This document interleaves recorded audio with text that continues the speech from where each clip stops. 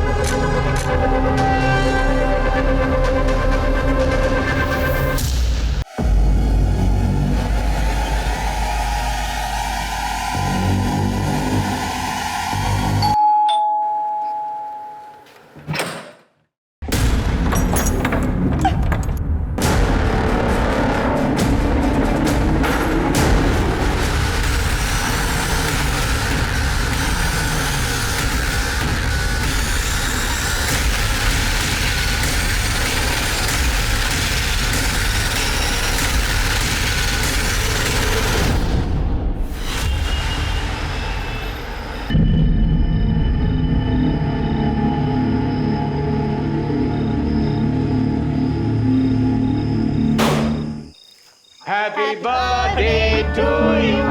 Happy birthday to you.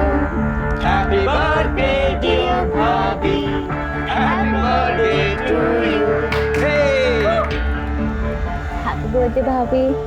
शीतल, हमारी शादी के बाद ये तुम्हारा पहला बर्थडे है, तो ये खास तुम्हारे लिए मेरी तरफ से। अब ये बताओ तुम्हें क्या चाहिए? डाइवोर्स।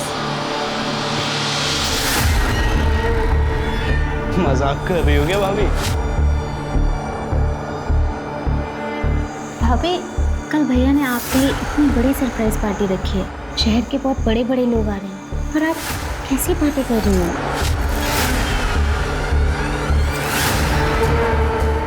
मुझे डाइवोर्स चाहिए, मतलब चाहिए। और अगर ऐसा नहीं हुआ तो आप सब जानते हैं कि मैं क्या कर सकती हूँ।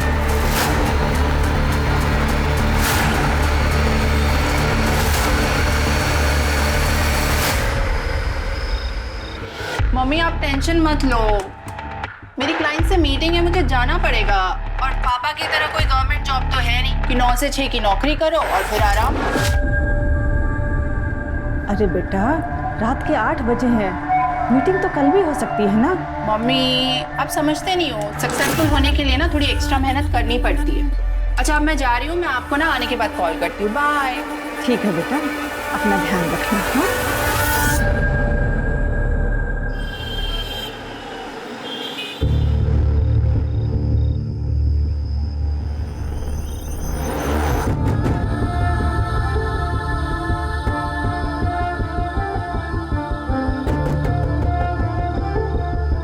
हाय, आई एम मनीष मित्तल।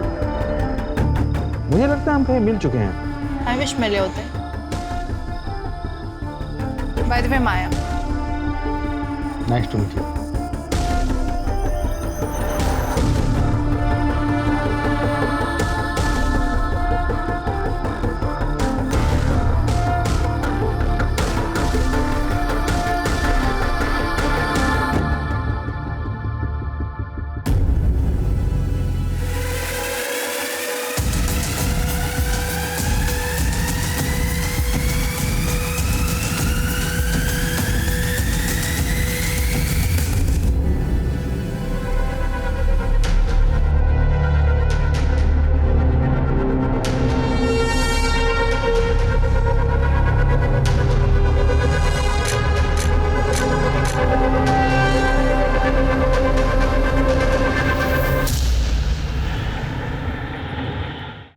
शीतल जी, मैंने आपकी केस हिस्ट्री और एविडेंस देख लिए हैं, but sorry to say it's not very strong.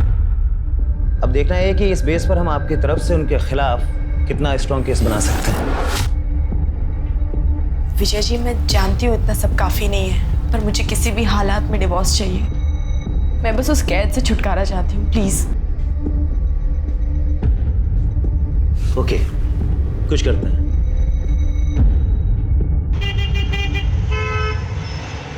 हाँ पापा, ये जॉब बहुत अच्छी है।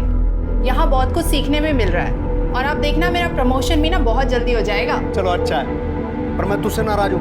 तेरी माँ बता रही थी कि तू मेरा 9 से 5 की सरकारी नौकरी का मजाक उड़ा रही थी। तुम दोनों माँ बेटी मिलकर मेरी पीठ पीछे मेरी बहुत चुगली करते हो, हैं? मैं आप दोनों को बहुत मिस कर रही हूँ। अच्छा मम्मी, वो मैंने पैसे भिजवाए थे, आपने चेक किए ना? हाँ, मिल गए। बस इसी तरह तरक्की करती रहे और तेरा काम अच्छे से चलता रहे। जैसी टाइम मिले मिलने आ जाना। हाँ, बहुत जल्दी आऊंगी। अच्छा मम्मी, एक इम्पोर्टेंट कॉल आ रहा है, मैं आप लोगों से बाद में बात करती हूँ। Bye, love you. Hello,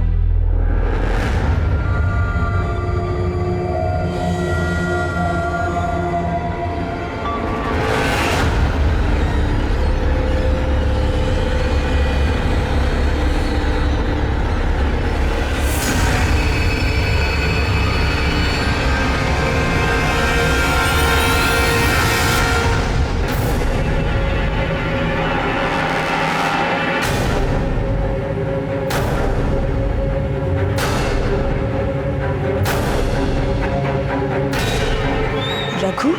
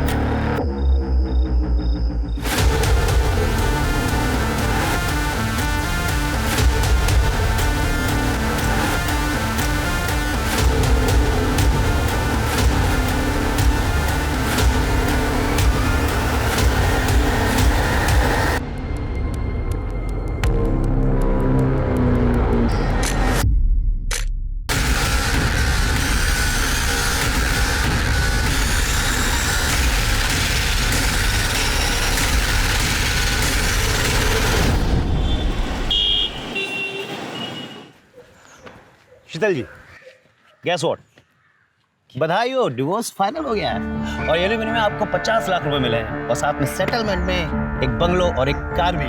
happy? Yes. Thank you so much Vijay ji, पर मेरी आज़ादी के आगे ये सब कुछ भी नहीं है। But still thank you so much, आप नहीं होते ना तो। इस चोट ने मेरे पैसे इस तरह घर तो भर दिया है, लेकिन याद रखना ये पैसा तुझे कभी हजम नहीं होगा। हेलो मिस्टर, क्या हो रहा है? क्या हो रहा है? Help, police! अरे देखो आगे आदमी गुंडागर्दी कर रहा है। भैया छोड़ो यार, छोड़ूंगा नहीं तुझे, मैं नहीं छोड़ूंगा मैं। लेके जा सकते भैया, चलो भैया। शीतल, अरे ओके? अरे सुनो, कल रात माया ने मैसेज किया है कि नई नौकरी के लिए दुबई चली गई। अरे ऐसे कैसे अचानक, बिना बताए? रुको, मैं उसको कॉल लगाता हूँ। हाँ, जल्दी लगाइए। ये लड़की बिना क्या हुआ? घंटी बज रही है। बेटा, मेरी तो कुछ समझ में ही नहीं आ रहा, मैं तेरे तलाक पर क्या कहूँ। पता नहीं क्या हो गया तुझे आजकल। साल भर तेरी शादी को हुआ नहीं और माँ, नरेश से शादी करना मेरी जिंदगी की सबसे बड़ी भूल थी। अब मैंने वो भूल सुधार ली। अब क्या करूंगी? अब सबसे पहले अपनी आजाद जिंदगी जीऊंगी, उसके बाद एक अच्छी सी नौकरी ढूंढूंगी। माँ, मैंने बहुत सारी जगह ना रेज्यूमेज दे दिए अपने। बेटा, वो बहुत बड़े लोग हैं, संभल कर रहना। माँ, तुम बेकार में चिंता कर रही हो, कुछ नहीं होगा मुझे। अब देखना, अब मेरी लाइफ बिल्कुल सेट है। हाँ माँ, मैं कोशिश करूंगी जल्द से जल्द टिकट्स मिल जाए। तुम बस अपना सारा का सारा सामान पैक रखो। Okay, bye.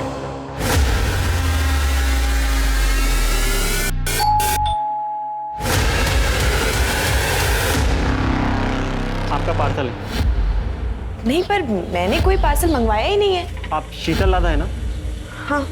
तो फिर आपका ये पकड़िए इसको। अरे पर मैंने कोई पार्सल मंगाया ही नहीं है, तो मैं कैसे लूँ इसे? मेरे पास इतना टाइम नहीं है, पकड़िए इसको। अजीब जबरदस्ती है, नहीं मंगाया मैंने।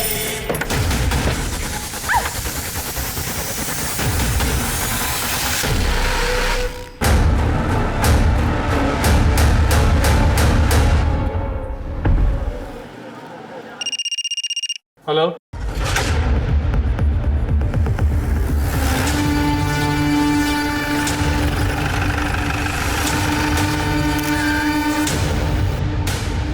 सर पेट में चाकू से 3 बार वार किया गया। सर सेक्सुअल असॉल्ट जैसा कुछ नहीं लग रहा। चारों तरफ अच्छे से देखो।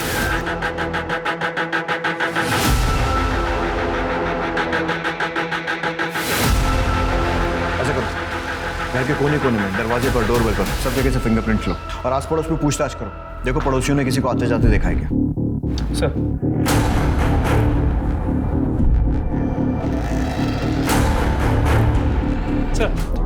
ठीक है।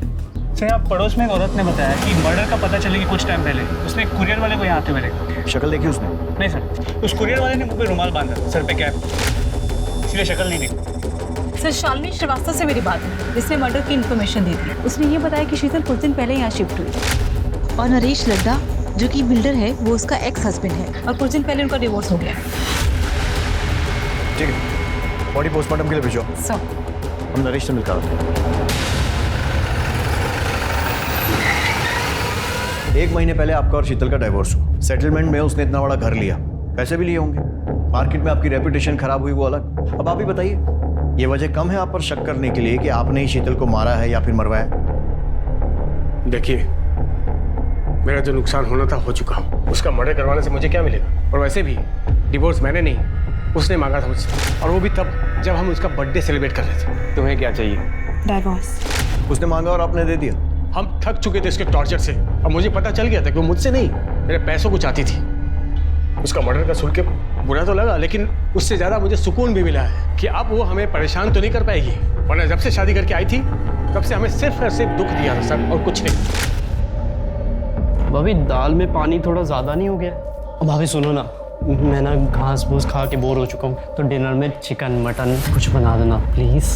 भाभी रोटी थोड़ी कच्ची है। अरे शीतल, तुमने कुक को क्यों निकाल दिया? वो ठीक ठाक खाना बना रहा था। क्यों? खाना ठीक नहीं बना रही हूँ मैं? हाँ? और सबसे खाने में क्या प्रॉब्लम? अपने स्वाद के लिए जरूरी है किसी की जान ली जाए? हाँ? मेरा मतलब है शीतल कि हम कुक अफोर्ड कर सकते हैं, और तुम लड़ा खानदान की बहू हो, तुम्हें किचन में काम करने की क्या जरूरत है? तुम नई नई आई हो, एंजॉय करो बस। आपको खाने से प्रॉब्लम थी ना, आप मुझे अकेले में जाकर बोल सकते थे। ऐसे अपने भाई बहन के सामने मेरी बेइज्जती करने की कोई जरूरत नहीं थी, समझे आप?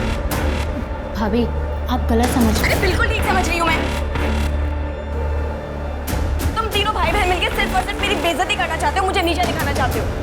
नहीं खाना नहीं खाना ना, फेंक दो इस खाने को, मत खाओ। हमें लगा कि समय के साथ वो समझ जाएगी। हमने उन्हें कभी फील नहीं होने दिया कि वो हमारे स्टेटस की नहीं है। बहुत प्यार से रखते थे, पर वो बदतमीजी करते थे, और एक दिन तो उन्होंने हद ही कर दी। भाभी मैं आपको बताती हूँ, ये ना, ये वाली साड़ी पे ये वाला ब्लाउज पहनो, बहुत अच्छा लगेगा, सूट करेगा आप पे।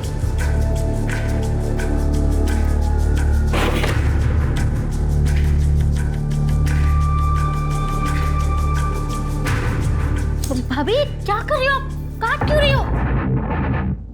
तेरे छूने के बाद अब मैं इसका पोछा भी नहीं बना सकती। और रही बात फैशन की, तो वो मुझे तेरी जैसी बहन जी से सीखने की कोई जरूरत नहीं है, जिसके पास पैसा तो बहुत है पर ओढ़ने पहनने की जरा सी अकल नहीं। आप लोग इतनी शराफत दिखा रहे थे और वो बदतमीजियां करती जा रही थी, क्यों? शायद उनकी नज़र सिर्फ हमारे पैसों पर थे, वरना वो प्रीतम से ऐसी बात नहीं करते। सर को बताओ ना, सर को बताओ। क्या हुआ? भैया वो कुछ महीने पहले की बात है, भैया काम से बाहर गए हुए थे और शीतल भाभी मेरे रूम में आई। जी भाभी क्या काम है बताइए। कुछ नहीं, वो मैं बोर हो रही थी तो मैंने सोचा तुम्हारे पास आके थोड़ा टाइम पास कर लूं। क्या कर रहे हो तुम? वाओ, कितना सुंदर कॉम्प्लेक्स है। काश ऐसे ही कॉम्प्लेक्स मेरा भी होता। ऐसे हो सकता है अगर तुम चाहो तो। हाँ भाभी, मैं भैया से बात करूँगा। नहीं, भैया को बीच में लाने वाली कौन सी बात है? अगर ये हम दोनों के बीच में हो सकता है तो। उनसे उस दिन बड़ी मुश्किल से मैंने पीछा छुड़ाया। भैया को बताने से डर लगा, इसलिए मैंने दीपा से शेयर किया। वो ये सब चाल चला करती थी। सुना आपने कितनी घटिया औरत थी। एक तो मैं इस बात से निकल नहीं पाया कि उसने मेरे साथ क्या किया है, क्यों किया, और आप मुझ पर उसके मर्डर का इल्जाम लगा रहे। प्लीज सर, मैं हाथ जोड़कर आपसे विनती करता हूँ सर, हमें परेशान मत कीजिए। हमारा उसके मर्डर से कोई लेना देना नहीं है। सर, अगर ये लद्दा फैमिली सच कह रही तो शीतल बहुत ही मक्कार और धोखेबाज हो रहा। मिश्रा, कितने लोगों को जानते हो जो सामने से अपनी गलती माने? वैसे भी ये स्टोरी की एक ही साइड है, शीतल की साइड तो हमने सुनी नहीं है जो उसकी माँ हमें बताई।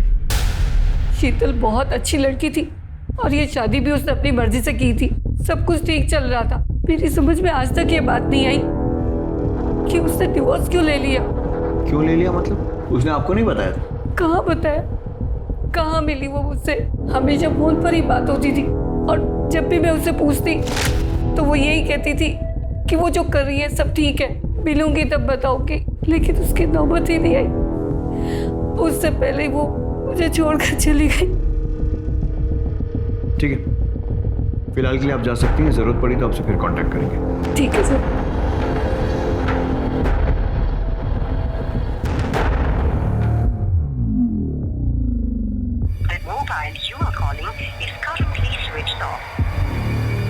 क्या हुआ? माया ने फोन उठाया क्या? अरे फोन तो तब उठाएगी जब वो नंबर लगेगा, उसका तो फोन ही स्विच ऑफ आ रहा है। क्या हो गया इस लड़की को?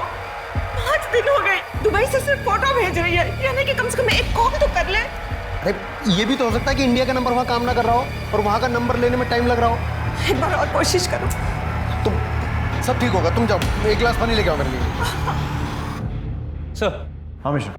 सर, शीतल के घर के फोरेंसिक रिपोर्ट के मुताबिक उसके घर में सिर्फ उसी के फिंगरप्रिंट्स मिले। उसके घर में किसी भी सामान पे, इनफैक्ट डोरबेल पे भी किसी और के फिंगरप्रिंट्स नहीं मिले। इसका मतलब जानबूझकर फिंगरप्रिंट्स मिटाए गए। शीतल उस घर में कुछ महीनों पहले शिफ्ट हुई थी, लेकिन इस टाइम में भी कोई ना कोई तो घर में आया होगा, किसी ने तो डोरबेल बजाई हो। मतलब ये कि जिसने भी उसे मारा या मरवाया है, सोची समझी प्लानिंग है। सर, शीतल की पोस्टमार्टम रिपोर्ट्स आ गई। सर, इसके मुताबिक उसकी मौत दोपहर 1 से 3 के बीच में हुई और चाकू से 3 बार पेट में वार किया गया। पर मौत से पहले रेप या सेक्सुअल असॉल्ट ऐसा कुछ भी नहीं लग रहा। मतलब पीएम रिपोर्ट से भी कोई खास हेल्प नहीं है? नथिंग। सर, मैंने शीतल की बैकग्राउंड भी चेक की है। शादी से पहले या तलाक के बाद उसका कोई भी अफेयर वगैरह भी नहीं था। शीतल का एक्स हस्बैंड नरेश लड्डा और उसके भाई बहन, उनके कॉल रिकॉर्ड और मोबाइल लोकेशन? सर, अब तक नहीं आई, पर जल्दी आ जाएंगे। जल्दी आ जाए सर।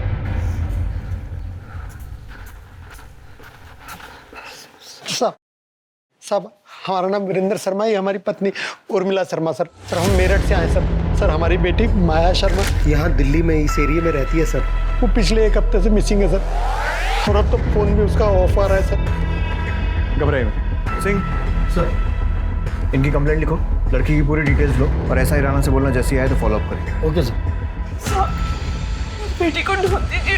आप फिक्र मत कीजिए, आप अपनी कंप्लेंट लिखवाइए, हम जल्द से जल्द उसे ढूंढने की कोशिश करें। सर, ये नरेश और उसके भाई तीनों बहुत कमीने हैं और मैं बात दावे से कह सकता हूँ कि शीतल के मर्डर में इन्हीं तीनों का हाथ है। क्योंकि सर, जिस दिन हम लोग केस जीते थे और नरेश को शीतल को घर, गाड़ी, बंगला सब देना पड़ा था, उस दिन नरेश ने शीतल को मेरे सामने ही धमकी दी। ये पैसा तुझे कभी हजम नहीं होगा, छोड़ूंगा नहीं तुझे, मैं नहीं छोड़ूंगा मैं। लेकिन नरेश का तो कहना है कि डिवोर्स उसने नहीं बल्कि शीतल ने मांगा था। हाँ सर, मांगा था, क्योंकि इन तीनों भाई बहन ने मिलकर शीतल का जीना हराम कर रखा था। सर, उसे इतना मजबूर कर दिया, क्या करती बेचारी वो। वकील हूँ सर, फैमिली कोर्ट में पति पत्नी के झगड़े सुनते आ रहा हूँ, मगर शीतल के केस को सुनकर मेरी भी रूह कांप गई थी। शादी होते ही नरेश ने सभी नौकरों को काम से निकाल दी। इतने बड़े घर का झाड़ू पोछा, साफ सफाई, खाना बनाना सब अकेली मैं ही करती थी। पर इतना भी काफी नहीं है उसके लिए। रोज मुझे परेशान करने के नए नए तरीके निकाल लेता है। और फिर एक दिन, ये क्या है? दाल है या पानी है? ये एक तो रोज रोज ये घास फूस खा के ना बोर हो चुका हूँ। अरे कुछ और नहीं बना सकते क्या? चिकन मटन कुछ? अभी ये रोटी भी कच्ची है। मायके से तुम कुछ सीख के नहीं आई हो क्या? माँ ने कुछ सिखाया ना तुम्हें? क्यों मैं खाना ठीक नहीं बना रही हूँ क्या? ये बनाया तुमने खाना? हाँ? और सब्जी खाने में क्या प्रॉब्लम है? जरूरी है अपने स्वाद के लिए किसी की जान ली जाए? आपको मेरे हाथ का खाना अच्छा नहीं लग रहा था तो आप मुझे अकेले में बोल देते। इसे अपने भाई बहन के सामने मेरी बेइज्जती करने की क्या जरूरत थी? क्या बकवास कर रही हो? क्या मतलब भाई बहन? मैं सही तो बोल रही हूँ। आप तीनों भाई बहन जब देखो मुझे नीचा दिखाने की कोशिश करते हो, मेरी बेइज्जती करते रहते हो। चुप कर। आइंदा जबान लड़ाई ना, जबान खींच लूंगा मैं। निकल।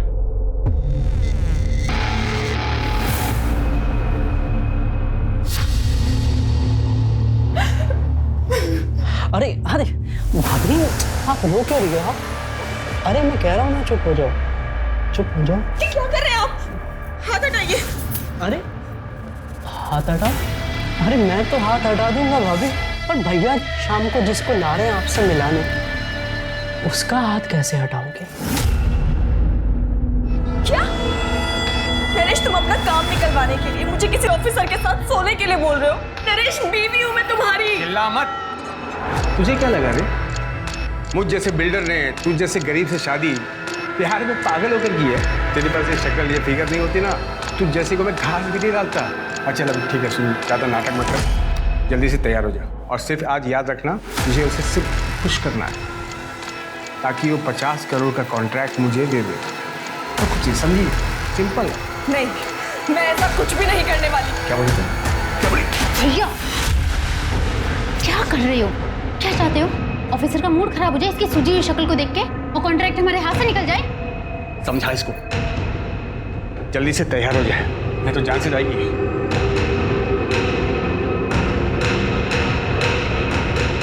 भाभी आप तैयार हो जाओ please.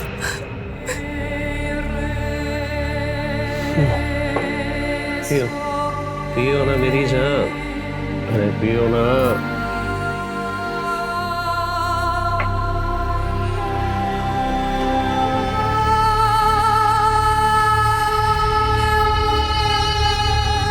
Yes, I hope you enjoyed the evening.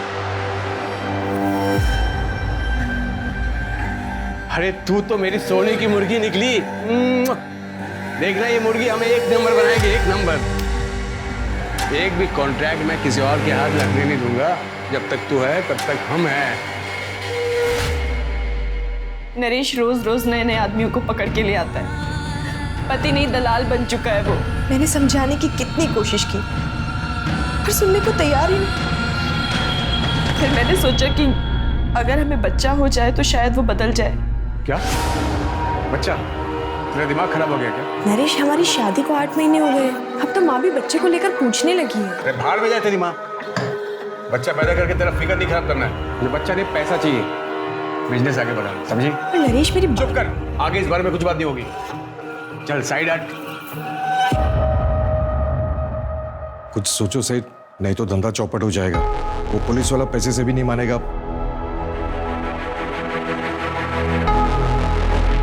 ठीक है, मैं कुछ करता हूँ। सुन, एक पुलिस वाले ने नाक पे दम कर रखा है, तुझे ऐसे खुश करना होगा। मैं ये सब और नहीं करूंगी, और अगर तुमने मेरे साथ जबरदस्ती करने की कोशिश की तो मैं पुलिस के पास चली जाऊंगी। क्या बोली?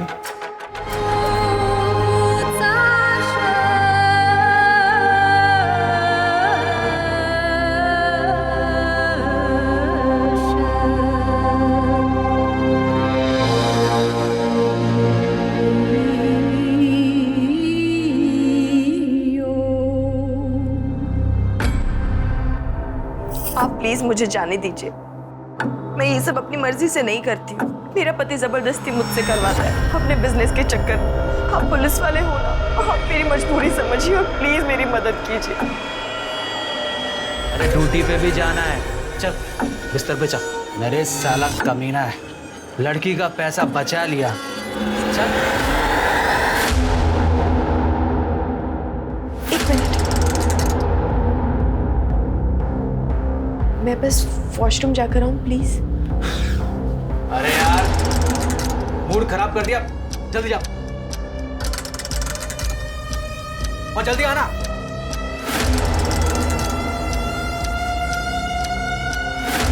ए, ए! शीतल ने उस पुलिस वाले के साथ की बातचीत की रिकॉर्डिंग कर ली थी और घर जाकर के नरेश को सुना दिया, जिसमें पुलिस वाला खुद मान रहा था कि नरेश शीतल को मजबूर करता था दूसरों के साथ सोने के लिए। वो रिकॉर्डिंग सुनकर नरेश ने क्या किया? दरअसल उस शाम शीतल का बर्थडे था, तो इन तीनों भाई बहन ने मिलकर उसे सरप्राइज पार्टी दिया। वो लोग उसे इमोशनल यूज करके वो रिकॉर्डिंग डिलीट करवाना चाहते थे, मगर शीतल ने साफ साफ कह दिया कि उसे डिवोर्स चाहिए। वो रिकॉर्डिंग अभी कहाँ है? नरेश के पास।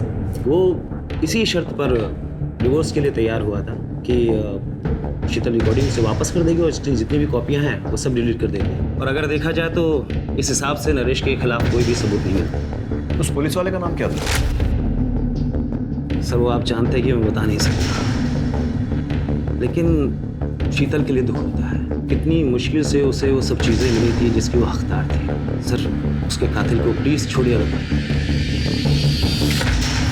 तो लट्टा फैमिली का बैकग्राउंड चेक किया, पता चला काफ़ी टेढ़े लोग, कंस्ट्रक्शन बिजनेस में है तो काफ़ी ऊपर तक कॉन्टैक्ट्स, कॉल रिकॉर्ड्स में गुंडे, हिस्ट्री शीटर्स, इन सब के नंबर्स, और इनके खिलाफ धोखाधड़ी की केसेस भी रजिस्टर्ड। मोबाइल लोकेशन चेक की?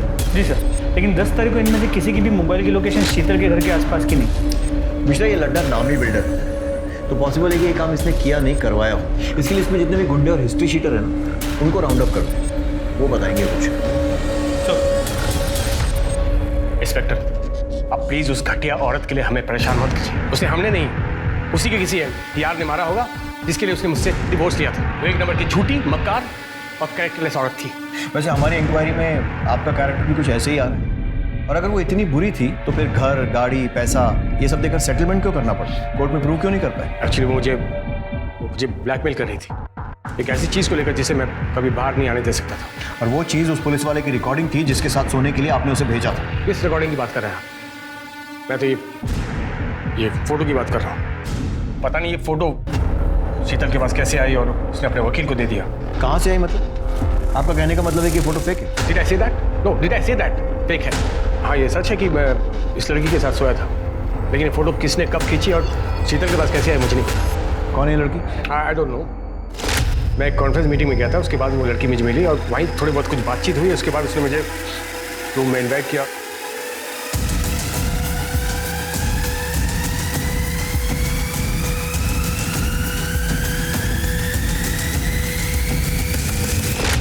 इस लड़की का कोई कांटेक्ट या एड्रेस? नो।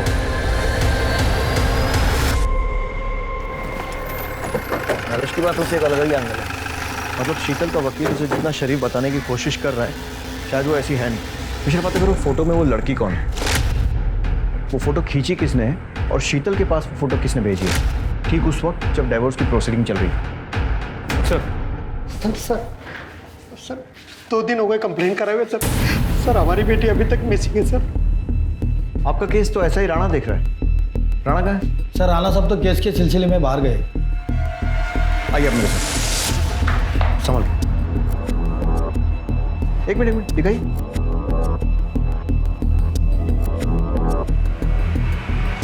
ये कौन है? यही तो हमारी बेटी माया शर्मा।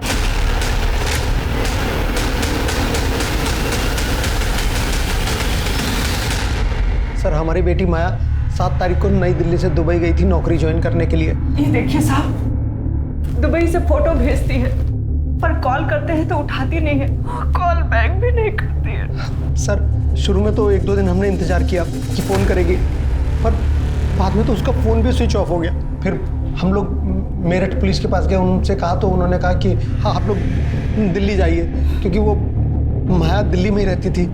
माया दिल्ली में क्या कर रही थी? सर मार्केटिंग में नौकरी करती थी सर, सब कुछ अच्छा खासा चल रहा था। उसने रहने के लिए घर ले लिया था और खर्चे के लिए हमें पैसे भेजती थी। मम्मी वो मैंने पैसे भिजवाए थे, आपने चेक किए ना? फिर अचानक 7 तारीख को उसका SMS आया कि वो उसने नौकरी छोड़ दी है, उसको दुबई में नई नौकरी मिली और इसलिए वो वहाँ जा रही है। जाने से पहले हमसे मिलकर भी नहीं गई। यहाँ पर किस कंपनी में जॉब करती थी? सर ये तो कभी मैंने उससे नहीं पूछा। ठीक है, अभी आप जा सकते हैं। मिश्रा, माया के पिछले 2 महीने के कॉल रिकॉर्ड्स, मोबाइल लोकेशन और जितनी भी जानकारी मिल सकती है निकालो। उसका social media account, email ID सब कुछ ढूंढो और अच्छे से छानबीन करो। सर नरेश के कॉल रिकॉर्ड में जिन गुंडों के नंबर थे उन्हें लेकर आए। साहब हम गुंडे नहीं, मजदूर लोग हैं साहब। छोटा मोटा काम कर लेते पेट पालने के लिए साहब। और नरेश लड्डा के हिस्से की मार खाना भी तुम्हारे छोटे मोटे काम में आता है? देख सोच कर जवाब देना। ये ना, ये भी मजबूर है। जब इसके हाथ में खुजली होती है ना, तो 2-4 की हड्डियां तोड़ने के बाद ही ठीक होती है। सोच लो। साहब, हम लोग नरेश सेठ के लिए काम करते हैं। क्या काम? डराना, धमकाना, घर खाली करवाने जैसे काम सब। बस इतना ही? सोच के बताना। साहब वो अपने लिए हमसे लड़की मंगवाता है साहब। उसको भी लेकर आए थे? नहीं साहब, हमने तो इसे कभी देखा भी नहीं। शीतल लड्डा अच्छी है, पसंद है? अच्छी लगी साहब। नहीं साहब, मेरा मतलब सेठ की बीवी है। क्यों मारा उसे? सेठ के कहने पर? नहीं साहब, हमने नहीं मारा। साहब हम लोग क्यों मारेंगे उसको साहब? तुमने नहीं मारा तो किसने मारा? अब हमें क्या पता किसने मारा साहब, हमारा तो उससे कोई वास्ता भी नहीं। वास्ता भी निकलेगा। मिश्रा, मिटा ले खुजली। तब तक तोड़ना जब तक सच नहीं बोलते।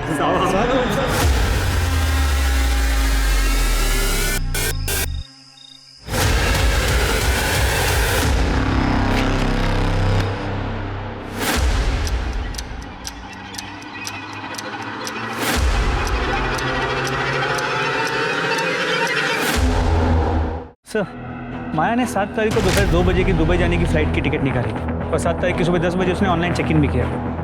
मतलब वो सही में दुबई जा रही है? देख के तो ऐसा ही लगा, लेकिन ना वो एयरपोर्ट गई ना उसने फ़्लाइट ली। टिकट लिया, ऑनलाइन चेक इन भी किया, तो फिर फ्लाइट क्यों छोड़ दी? हो सकता है लास्ट मिनट उसका मन बदल गया हो, या फिर किसी ने ज़बरदस्ती उसे जाने से रोका। लेकिन दोनों ही केसेस में वो दुबई वाले पिक्चर्स कहाँ से आए जो उसने अपने माँ बाप को भेजे? सर हमने पता किया, वो पिक्चर्स इंटरनेट से निकाली गई और उसके माँ बाप को इसलिए भेजा गया ताकि उन्हें यकीन हो कि माया दुबई में है। सारे पुलिस स्टेशन में माया की डिटेल्स भेजी? जी sir, excuse me. Hello, PSA Mishra बोल रहा हूँ। ठीक सर, फरीदाबाद के पास के जंगल में एक माया से मिलती जुलती बॉडी मिली। बॉडी काफ़ी सड़ चुकी है, तो आइडेंटिफाई करवाना होगा। माया के पेरेंट्स को बुलाओ शिनाख्त। हाथ में टैटू है जिससे शायद पहचान हो सके। मम्मी देखो मैंने टैटू बनाया है। अरे ये क्या नाक शनाप बना लिया है? कितने सुंदर हाथ थे तेरे। मम्मी आजकल का फैशन है, रहने तो आप समझोगे ही नहीं। कहाँ समझ पाएगी तो ऐसे हमें छोड़कर चली जाएगी। सर, सूटकेस के अंदर बॉडी के आसपास कोई सुराग नहीं मिला। सर, क्राइम ब्रांच ने यूसुफ नाम के ब्लैकमेलर को पकड़ा है। उसके फोन में शीतल के न्यूड पिक्चर्स मिले हैं।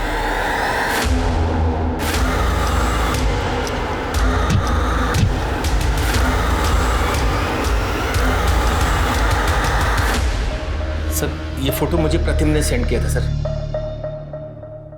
प्रतिम लड्डा? जी सर। क्यों भेजा था? सर वो मैं ऑनलाइन वीडियो रैकेट चलाता हूँ सर, वहाँ मेरी एक लड़की को ये प्रतिम मिला था सर। सर जब हमने इसकी इंक्वायरी निकाली तो पता चला ये बहुत बड़ा आसामी है सर, तो हमने इसे अपने जाल में फंसाया सर और इसको हमने ब्लैकमेल करना शुरू किया सर। फिर सर ये हमारा ATM बन गया था। सर मैं यूसुफ को रेगुलरली पैसे दे रहा था। एक बार पैसे नहीं दे पाया तो उसने बोला कि घर में किसी फीमेल की न्यूड पिक्चर सेंड करना, तो इसलिए मैंने एक बार शीतल भाभी की फ़ोटो खींची चुपके से। वो गमछा मैं जानबूझकर अपने साथ ले गया।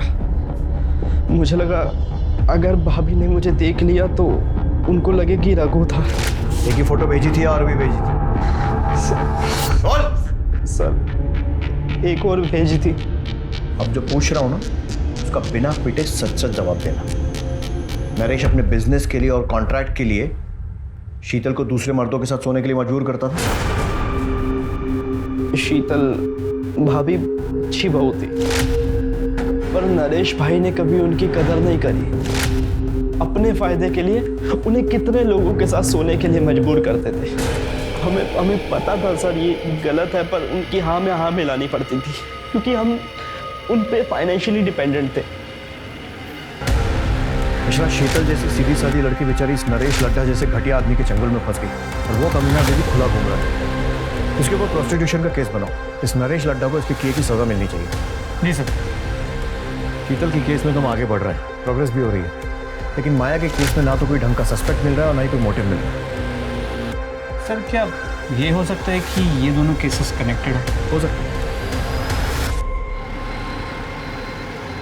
सर माया का फोन 9 तारीख को स्विच ऑफ हुआ। माया के कॉल रिकॉर्ड्स में 2 नंबर हैं। एक किसी अनिल नाम के फोटोग्राफर का है जिसकी पुरानी दिल्ली में फोटो स्टूडियो, और दूसरा नंबर फेक आईडी पे लिया गया जिसके साथ माया की अक्सर लंबी बातें हुआ करती। और सर वो नंबर 9 तारीख से स्विच ऑफ, अब तक ऑन नहीं हुआ। सर माया ने अपने कार्ड से 6 मार्च को एरो सिटी में एक होटल भी बुक किया था और सर उसने अपने लैंडलॉर्ड को पूरे रेंट के पैसे देके वो रूम छोड़ दिया था, पर उसके लैंडलॉर्ड को उसको दुबई जाने की बात बिल्कुल पता नहीं। मतलब उसने दुबई का टिकट बुक कराया था, अपना रूम छोड़ा था, लेकिन शायद वो दुबई गई नहीं। जी सर। सबसे पहले तो इस फोटोग्राफर को उठाओ, पता करते हैं माया और इसका क्या कनेक्शन। और दूसरा ये फेक नंबर, उसकी जो भी इंफॉर्मेशन मिल सकती है, कहाँ से इशू हुआ, प्रीपेड है, पोस्ट पेड है, सब कुछ पता करो। सर बताता हूँ सर, नरेश और माया की फोटो मैंने माया के कहने पे खींची थी और भी बहुत सारे लोगों के साथ उनकी फोटो मैंने खींची थी। जिसके साथ जैसी भी तस्वीरें खींची है ना, सब पुलिस स्टेशन में जमा कर। एक बात बता, ये काम माया खुद करती थी या किसी के कहने पर? खुद ही करती थी साहब, खुद ही कॉल करती थी, खुद ही सारी डीलिंग करती थी। और पेमेंट? पेमेंट कैश में होती थी, वो खुद ही करती थी। और कभी कभार महेश नाम का आदमी आता था, वो पेमेंट करने के बाद माया से मेरी बात करा देता था। माया के कॉल रिकॉर्ड में इस महेश को ढूंढो।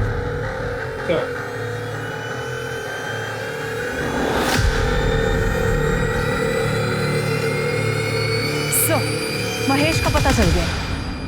उठा लो उसे। साहब मैं सच बोल रहा हूँ, माया मैडम जो बोलती है मैं वो करता हूँ। वो अक्सर लोगों को लिफाफे पैकेट देने के लिए बोलती थी। मुझे लगा कि अनिल भी इनका आदमी होगा। अब वो कौन है, क्यों है, क्या है, मैं ये सब उनसे नहीं पूछ सकता ना। तू तो कुत्ते जैसा वफादार आदमी है ना। देख, माया का मर्डर हो गया है, अभी अगर मुंह नहीं खोलेगा ना तो लंबा अंदर जाएगा। तेरे फोन रिकॉर्ड्स, कॉल लोकेशन सब निकाल लिए हमने, जिससे क्लियर है कि 6 तारीख को तू माया के होटल गया था और बाद में भी होटल के आसपास ही था, और अगले दिन होटल से एयरपोर्ट की तरफ भी गया था जब माया दुबई जाने के लिए एयरपोर्ट निकली थी। साहब मुझे क्यों फंसा रहे हो? मैं तो जो साहब बोलते थे वो करता था। तो मैं भी तो वही पूछ रहा हूँ ना, क्या किया तूने? 6 मार्च की शाम को माया मैडम को होटल पर ड्रॉप किया था। तो जब माया को ड्रॉप किया तब वो अकेली थी? हाँ सर। उसके साथ कोई सामान वगैरह था? नहीं साहब, खाली हाथ में पर्स था बस। फिर मैंने शाम को साहब को होटल ड्रॉप किया और गाड़ी वहीं छोड़ के अपने एक दोस्त के पास रहने चला गया।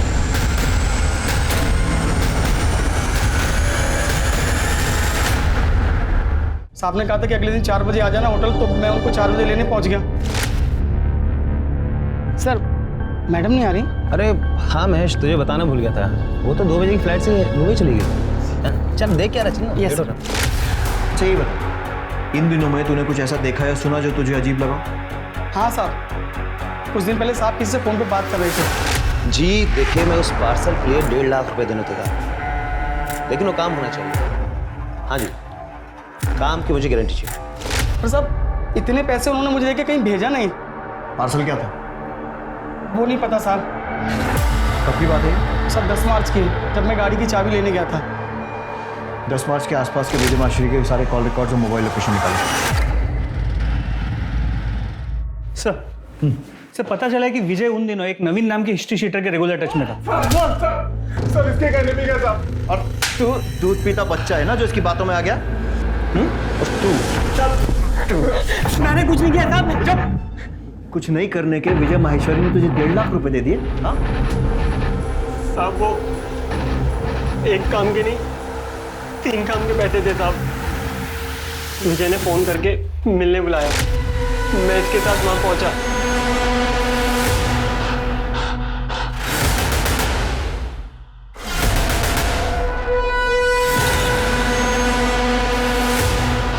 मर गई क्या? एक दवा देकर बेहोश किया, मारने का काम कर।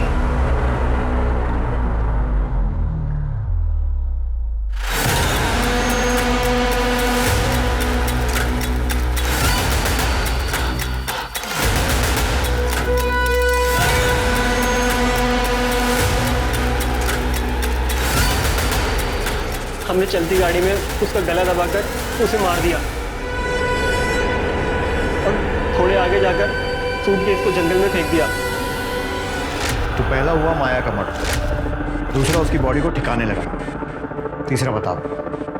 तीसरा शीतल का मर्डर।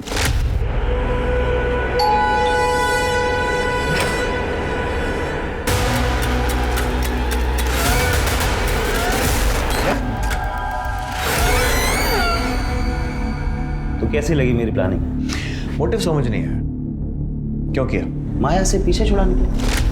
दरअसल क्या होता है कि जो ये डिवोर्स केस होता है ना, इसमें हम लोग क्लाइंट को ज़्यादा एलिमनी दिलाने के लिए उन्हें नंबर 2 के तरीके से करते हैं, उन्हें कन्विंस करते हैं। उसके बाद इन सब नंबर 2 के तरीकों से ही तो पैसे मिलते हैं ज़्यादा, वरना आप भी जानते हैं कि डिवोर्स के केस में कहाँ इतने पैसे मिलते हैं। और माया वो अपनी मर्जी से ये काम करती थी? अरे नहीं साहब, इतनी आसानी से कौन तैयार होता है। बोला मैंने कि ये सब करने में परेशानी क्या है, किसी के साथ सोना थोड़ी है। उसको ब्रेन वॉश किया, समझाया उसको, तब जाके मानी। और हाँ, शादी झांसा में, लेकिन उसके बाद एकदम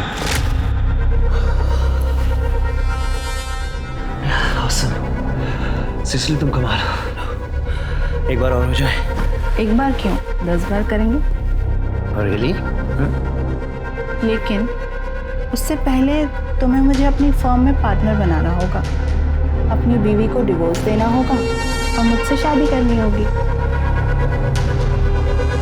ये क्या बकवास कर रही हो? मुझे देखकर या सुनकर लग रहा है कि मैं बकवास कर रही हूँ। शुरू में मुझे लगा कि भूल जाएगी, मगर नहीं साहब, वो तो पीछे पड़ के रहेगी। फिर मुझे लगा कि इसका कुछ ना कुछ तो इलाज करना पड़ेगा। तभी सडनली मुझे शीतल के केस से एक आइडिया मिला और मैंने डबल गेम किया। मैंने माया को नरेश के पास ये कह कर भेजा कि इस केस से ना हमें बहुत पैसे मिलने वाले हैं, और इतने पैसे कि हम उस पैसे से अपनी नई जिंदगी शुरू कर सकते। और उसके बाद मैंने अनिल से माया और नरेश की फोटो खिंचवा ली, और उन फोटो से मैंने शीतल को घर, पैसा, गाड़ी सब दिलवाया। इतना तो मैंने भी एक्सपेक्ट नहीं किया था, तो मैंने भी अपनी फीस बढ़ा दी, जिसकी वजह से मेरे और शीतल में झगड़ा हुआ और उसने मुझे पुलिस की धमकी तक दे डाली। फैमिली कोर्ट में नरेश ने शीतल को सबके सामने धमकी दी थी कि वो उसे छोड़ेगा। इसी बात का मैंने फ़ायदा उठाया और एक साथ दोनों को ख़त्म करने का प्लान किया, ताकि दोनों केस में नरेश का नाम आए और वो फंस जाए। तो मैंने माया की 7 तारीख की दुबई की फ़्लाइट बुक की, उसका ऑनलाइन बोर्डिंग पास निकाला, ताकि आप लोग जब छानबीन करें तो आप लोगों को माया के दुबई जाने वाली बात सच लगे। अगले दिन होटल से निकलते वक्त मैंने उसकी कॉफ़ी के कप में नींद की गोलियाँ डाल दी।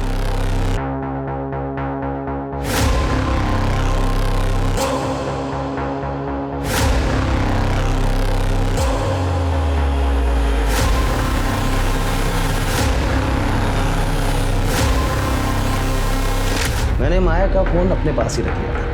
एक रात पहले ही उसके घर वालों को मैंने मैसेज कर दिया कि मैं दुबई जा रही हूँ नौकरी के सिलसिले में, और 2 दिन तक दुबई की फ़ोटो भेजता रहा। उसके 2 दिन बाद मैंने उसके फ़ोन को तोड़ के फेंक दिया। माया और शीतल के मर्डर केस में चार्जशीट फाइल कर दी, और ध्यान रहे कि फांसी नहीं तो कम से कम उम्र कैद तो होनी चाहिए। इंस्पेक्टर, आप भूल रहे हैं कि मैं एक वकील हूँ, और कोई ना कोई दंड फंद लगा करके बाहर निकल जाऊँगा।